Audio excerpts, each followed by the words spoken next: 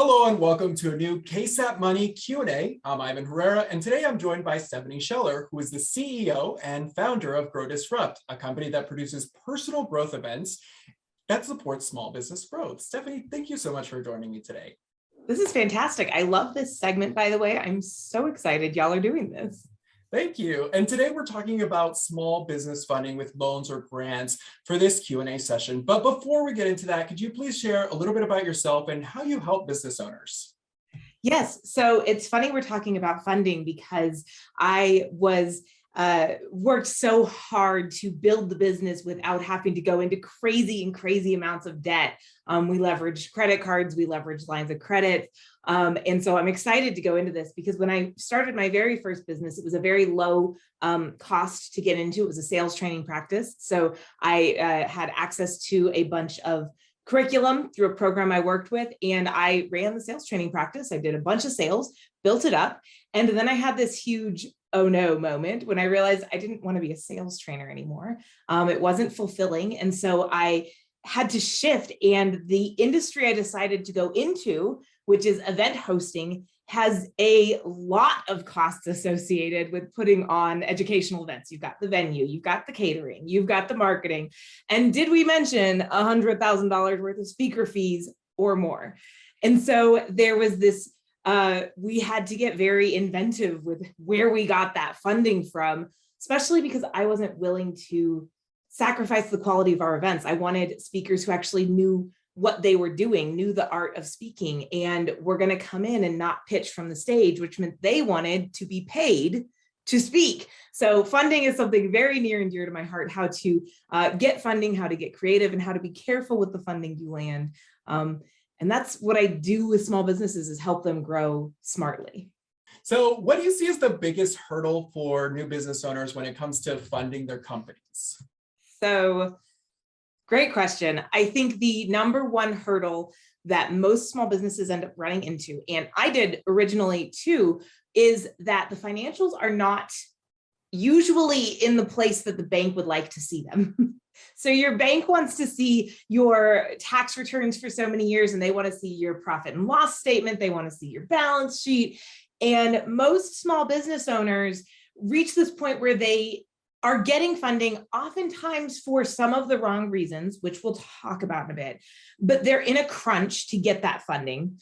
And now they don't have the financials in place, which, side note, is kind of why they're in some of the crunch to need those financials suddenly. Not always, but a lot of times. And so they don't have the financials. They go to the bank. They have to look up their, filings for the past few years for taxes. And of course, they've done everything they can for the past, however many years to pay as little in taxes as they possibly can, which means that maybe the money doesn't look great on the tax return. And so they end up sabotaging their opportunity to bring in funding by not planning ahead, not having, and not taking time to manage the finances of the business up front, which is where the biggest issue comes in. And now they are, scrambling and putting together documents that aren't the best fit for what the banks or whatever other capital provider you're talking to is looking for. We're talking about funding today. I know there's a bunch of different types of funding that you can get. You can have family members fund your business. You can have investors fund your business. You can have the bank fund your business.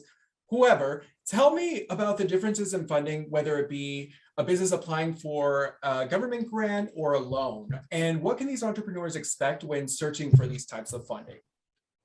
Great. So the easiest way to differentiate between a grant and loan, and okay, to be fair, anytime you try and give the easiest answer, you're simplifying things down. So, but the easiest way to look at it is that a loan, they're expecting to be paid back with interest.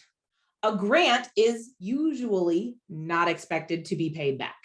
A grant is usually, now there can be all kinds of parameters attached to that. It's really important to make sure whether you're applying for a loan or a grant, you do truly understand the paperwork that you're signing. Some grants even are forgiven or gifts as long as you do certain parameters. And if you don't do those, then you are expected to pay that money back, sometimes with penalties. So it's really important to understand that it's not just a blanket, oh yeah, if you get a grant, you don't have to pay it back. And if you get a loan, you do. Because obviously like the PPP loans, a lot of people didn't have to pay those back, right? They became a grant, but they came in as a loan. So general rule of thumb, grant is free money-ish. Loan is a loan. It's expected to be paid back. There are lots of places to go for stuff like this. You could talk to family members, as you mentioned, get a family member who wants to invest. Here's my recommendation on that though. If you're going to go the route of family funding, so important to make sure there's absolute documentation. If for some reason, so let's say you've got a family member who sees what you're doing, really believes in you and goes, I want to give you $20,000. Fantastic. This is the time when it's really important to get really clear and say, is this like, are you giving me the money? Is it a gift, or are you expecting that money back? Are you expecting that money back plus interest down the road? And this is where it gets really tough, but make sure you get that in writing. Like actually have a document that they sign that says, I, full and clear understand that this is a whatever, and these are the terms of repayment, or this is a gift I am not expecting to be repaid. So often we skip that step, and then you end up in court because that family member was pretty sure you were supposed to pay them back, and you were pretty sure it was a gift. And now this business you built is precarious and at risk of tumbling. So be very, very clear on what the money is. I mean, I always encourage people to be careful about mingling business and family regardless, because it takes a very strong person to be able to do that. That said, if you do go that route, make sure it's documented, make sure it's clear, ask that up front. But there are so many other, there's the bank, there's also private capital. There's so many different places and ways to get funding. It doesn't have to be those traditional resources. Definitely. And we're kind of focusing more today on loans and grants, but when business owners apply for these loans and grants, what would be an effective way to use those funds to continue to grow their business? So I love the way you just phrased that, because this is where we end up in trouble. Small business owners taking on loans that do require payback with the intention of keeping the business afloat. And I love entrepreneurs. I've been working with entrepreneurs for years now. I think they're the best people on the planet, but we tend to be a little bit overly optimistic sometimes. And so we think if we can keep the business afloat long enough that sooner or later we're going to turn the corner, our ship will come in and things will be great. And it just doesn't always work that way. In fact, these do happen. But one thing that I encourage people to keep in mind is that if the ship is sinking, revving the engine doesn't help stop the ship from sinking. Like, moving faster through the water is only going to push more water in. So if your business is not financially viable and profitable, getting more money to put into the business is not going to turn it around.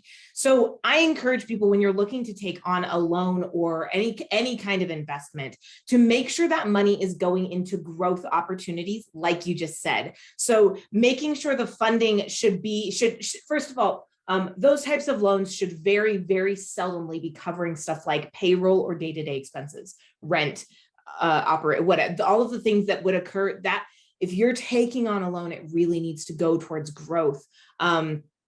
Buying a new machine that's going to allow you to produce at 50% faster capacity, or opening up a new location that's going to allow you to take on new clients. It should go into maybe, and I always hesitate, there's a very fine line with putting loan money into marketing, because a lot of times and marketing is my jam. Like, this is what I do. I talk about marketing all day long. And so often business owners will pour money into marketing, but their marketing wasn't working in the first place.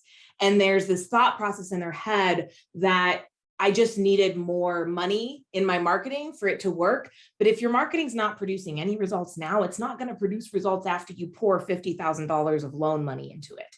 So I encourage people to be very careful. If you're going to put money into marketing, put it into stuff that is proven to work for your business, not into, well, if I get enough money, then we'll get return.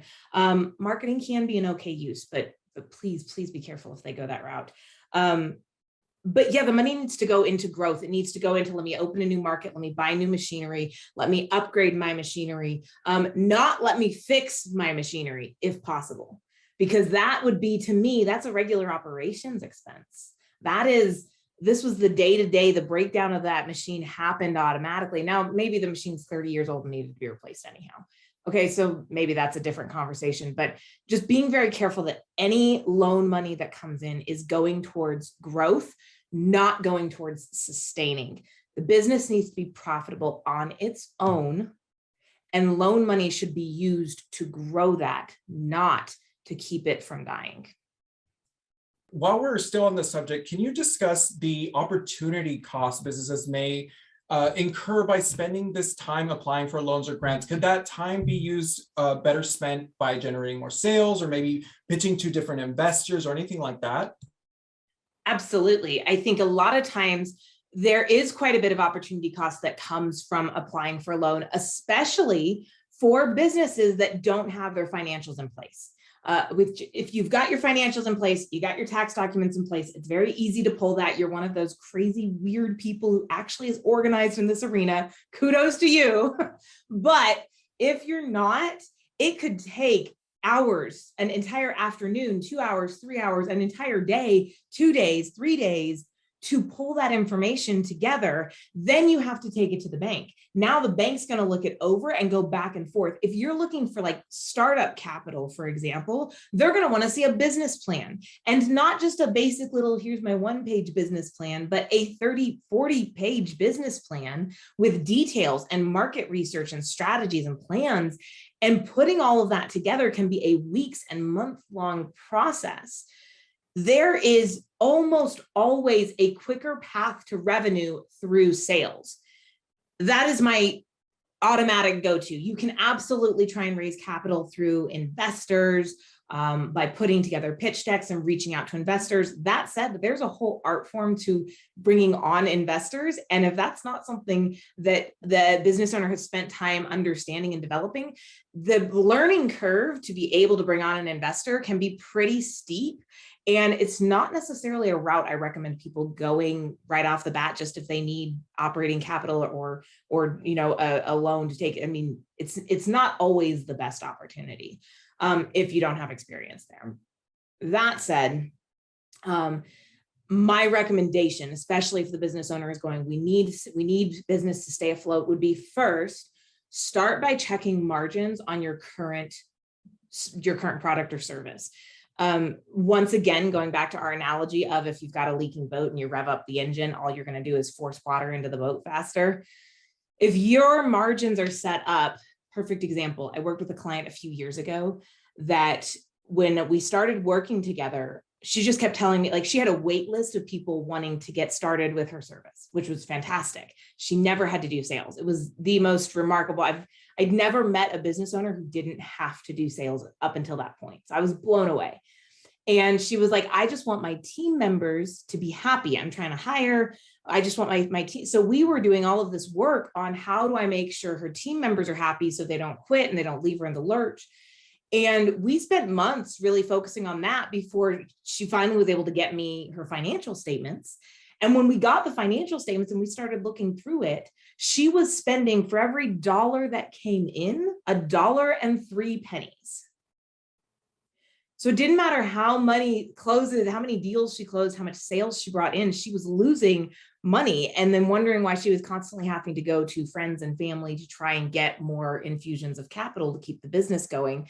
She was under the impression that if she just got it big enough, it would all kind of, wash itself out, but it wasn't working out that way, and it rarely does. So I heavily encourage, first start by checking your margins. Is the sale you're making truly profitable? And then secondly, go out and sell. If you will put the energy into generating sales that you put into getting a loan, you'd be amazed at how much of an impact it will make on the business. And there you go. Do you have any quick tips for entrepreneurs or business owners who are looking for a way to fund their business? Yes. So my biggest recommendation is one, become a student of the art of raising capital, because it truly is an art. One of our events we did actually last summer in 2021, we went up and rented this massive 15,000 square foot log mansion up in the Utah mountains. We brought in this gentleman who's a billionaire and has raised ridiculous amounts of capital. And he talked about a lot of things in business, but we wrapped up by talking about what do you do to raise capital? And he told stories of how he was able to go and get major investments. And it was stuff like he went and he found out where the VP of the company that he wanted. So first of all, he did a ton of research to pick the company he wanted to invest. Like he was looking into what kinds of investments had they done in the past. So this is a gentleman who he invented the self-checkout kiosk at the airports, those things that save all of our sanities. And so he was looking for an investor to fund putting this self-checkout kiosk into production so they could sell it. And so he did all kinds of research. He looked into what companies have done investments in this arena in the past. Were they successful or not? Why were they successful or not? He spoke to some of the companies that these investment firms had invested in to find out whether or not they liked their person, didn't like their person. To see how well it ended. He got to know everything he could. He looked up who the VPs were and researched them as well. And so when he landed on, this is the company that is a fit for my organization, this is the VP I need to get in front of, he went and he started to find out everything he could about. It turns out the guy was a polo fan. So our speaker went and bought a ticket to a polo match that he knew this person was going to be at, and then finangled his way back into the VIP tent where he got to start talking to this guy. And all they talked about was polo, which he had become an expert on the night before. And so they just talked polo for an hour and they went back and forth for weeks, just hanging out before Jeff started mentioning, oh yeah, and this, I'm working on this and we're trying, and the guy was like, you're trying to raise cat. That's what we do. And so it turned into this great relationship that ended up being incredibly profitable. But when I say there's an art to it, there's an art to generating capital. But my biggest recommendation would be to one, become a student. Secondly, to ensure that the pricing model you're following is truly profitable, because that is what investors are looking for. They want to see either a track record of profitability or a proven model or some kind of experience to say that we're going to put money in and we are going to get money back out. And if you become a student of those two things, it makes raising capital a lot easier. Definitely. That's really great advice. Thank you for sharing that information. Where can people go to find more of your work? Yes, so they can learn about the events that we do for small business owners at the company website, growdisrupt.com, like grow your business in a disruptive, cool, amazing way. Or they can, if they want to connect with me, they can check out my website, which is the Stephanie Scheller, like the one and only, the coolest, stephaniescheller.com. And there's all kinds of info on there. There's marketing plans for those of you guys who are thinking, oh my gosh, I don't have a plan that long. There's sample marketing plans. There's all kinds of data to help support your business growth. Awesome. Stephanie Scheller with Grow Disrupt. Thank you so much for joining me on this KSAT Money Q&A. Have a wonderful day.